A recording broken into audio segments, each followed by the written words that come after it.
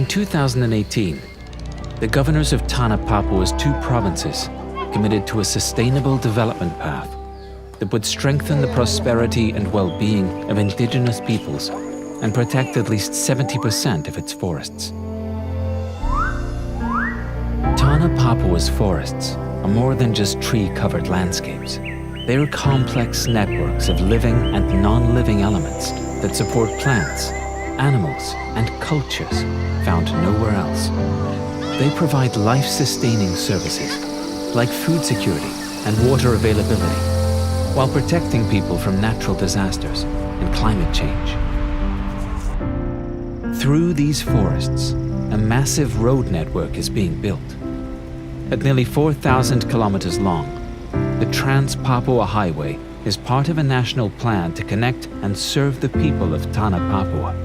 However, the highway also increases the risk that Papua's forests will be converted from intact to degraded ecosystems, with negative impacts on local communities, biodiversity, and carbon emissions. Studies show that the development that follows road expansion can lead to hotspots of deforestation. For example, the expansion of roads in Sumatra and Borneo over the last 20 years supported the loss of as much as 25% of forest habitat, with most permanently converted to commercial agriculture like oil palm. In Tanah Papua, only 2% of forests were cleared during that same time period. But with the highway nearing completion, that rate is likely to change. The Trans-Papua Highway passes through some of Indonesia's most rugged landscapes, from coasts to forests to its highest mountains.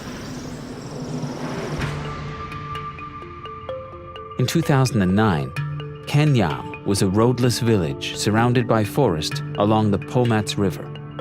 Satellite records show that road construction first reached the village from the south.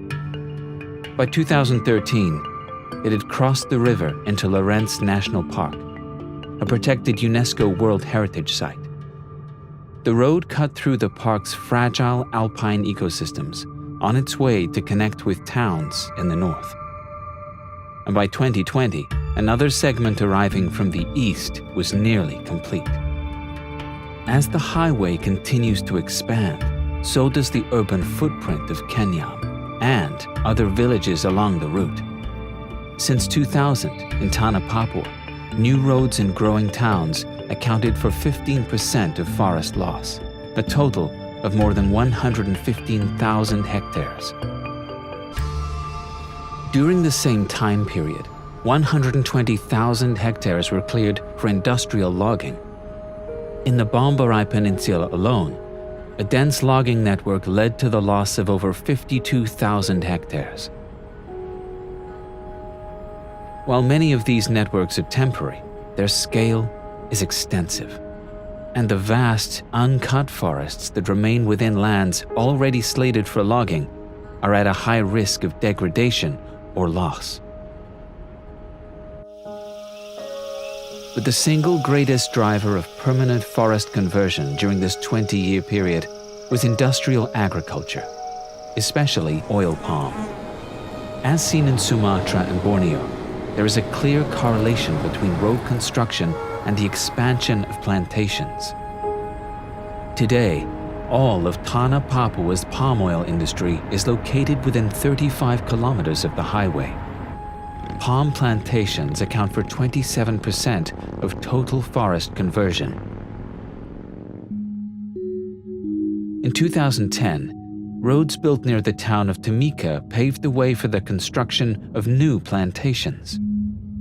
By 2014, plantations near the road were already extensive, but without a bridge to improve access, forest along the western front remained intact.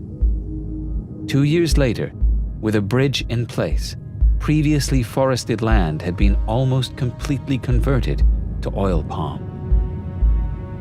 Elsewhere, the scale of conversion into industrial plantations is even larger. Southeastern Papua is home to over 100,000 hectares of plantations, including some of the biggest oil palm projects in Indonesia, with over 1 million hectares of forest licensed for future conversion to oil palm or pulpwood.